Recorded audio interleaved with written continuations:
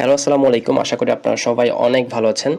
আজকে আমরা নতুন আরেকটি প্রশ্ন সলভ করব এবং ওই প্রশ্নটি ইংরেজি গ্রামারের যে নিয়ম থেকে এসেছে সেই নিয়মটি আমরা শিখব। খেয়াল করে দেখবেন এই ধরনের প্রশ্নগুলো কিন্তু পরীক্ষায় বারবার এসে থাকে। সো এই প্রশ্নগুলো যে নিয়ম থেকে আসে সেই নিয়মটি যদি আমরা ভালো করে শিখে নিতে পারি, সেই নিয়মটি এক্সাম্পলের মাধ্যমে খুব ভালো করে আমরা বুঝতে পারি, তাহলে এই ধরনের যে কোনো ধরনের প্রশ্নই আসুক না কেন এই নিয়ম থেকে আমরা সহজেই সেই প্রশ্নগুলোর সঠিক অ্যান্সার করতে পারবো। সো এই ধরনের প্রশ্ন নিয়ে আসলে স্টুডেন্টের মধ্যে অনেক ধরনের কনফিউশন তৈরি হয়। সো সেই কনফিউশনগুলো আজকে আমি দূর করার চেষ্টা করব এখানটাতে।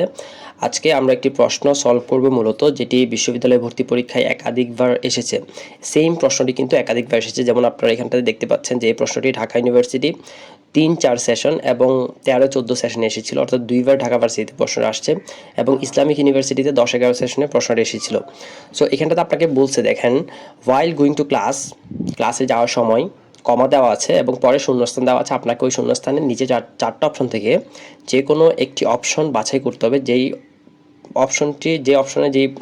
ওই অপশনে যে শব্দগুলো দেওয়া আছে বা যে সেন্টেন্সটি দেওয়া আছে সেটি যদি আপনি ওই শূন্যস্থানে বসাই, তাহলে আমার বাক্যটি কারেক্টলি কমপ্লিট করা হবে।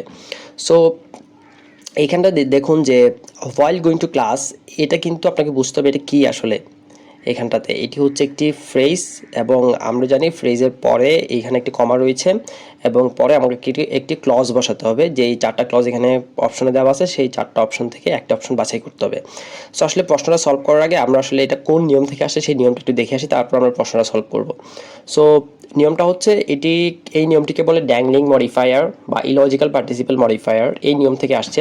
সো এইখানটাতে বলছে যে বাক্যের শুরুতে যে ফ্রেজটি থাকবে, আমি আগেই বলেছিলাম যে এখানটাতে কমা দিয়ে যেটি রয়েছে হোয়াইল গোয়িং টু ক্লাস, এটি একটি ফ্রেজ এবং এখানটাতে যে ফ্রেজটি থাকবে সেই ফ্রেজটি যাকে মডিফাই করবে, অর্থাৎ যে বস্তুকে বা ব্যক্তিকে মডিফাই করবে, যাকেই মডিফাই করবে তাকেই ঠিক কমার পরে বসাতে হবে। সো এখানটাতে দেখুন যে হোয়াইল গোয়িং টু ক্লাস, এই ফ্রেজটা দিয়ে যাকে মডিফাই করছে বা যে বিষয়কে মডিফাই করছে সেই বিষয়টিকে আপনাকে এখানে শুরুতেই বসাইতে হবে। সো আপনি যদি সেই বিষয়টি না বসিয়ে অন্য কিছু একটা বসান তাহলে বাক্যটি কিন্তু কারেক্ট হবে না। এখানটাতে বলছে যে অন্যথায় ফ্রেজটি সঠিকভাবে মডিফাই করবে না, অর্থাৎ আপনার এখানটাতে যদি অন্য কিছু বসিয়ে দেন যেটিকে আসলে ওই ফ্রেজটি মডিফাই করছে না, তাকে যদি এখানটাতে বসিয়ে দেন তাহলে কিন্তু ফ্রেজটি সঠিকভাবে মডিফাই করবে না।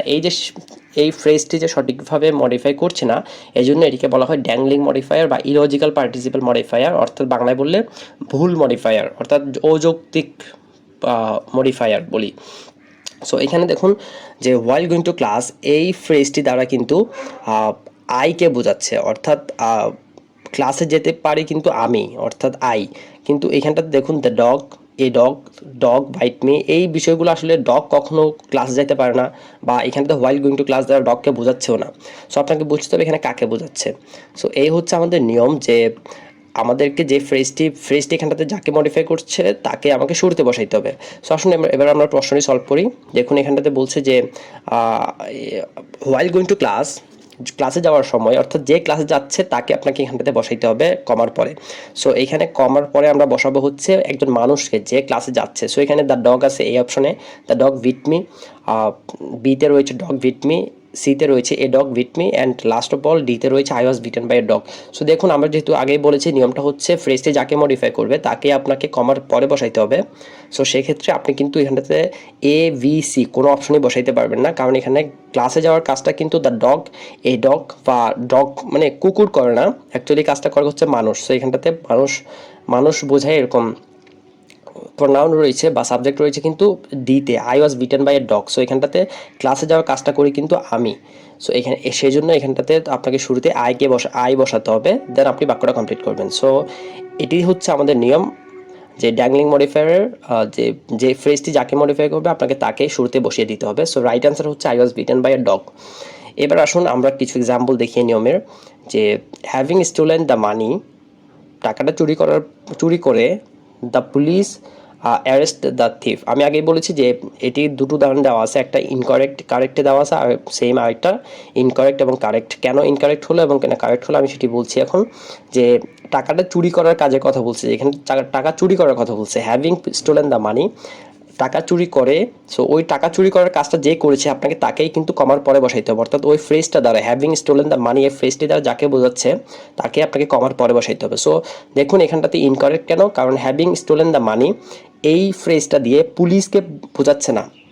এই স্টোলেন মানে মানি চুরি করার কাজটা, স্টোল করার কাজটা কিন্তু পুলিশ করে নাই, এটা করছে কিন্তু থেফ। সো আপনাকে থেফটা এখানে বসাইতে হবে শুরুতেই, যে হ্যাভিং স্টোল, তার মানে রাইট হবে কোনটা, having stolen the money the thief was arrested by the police.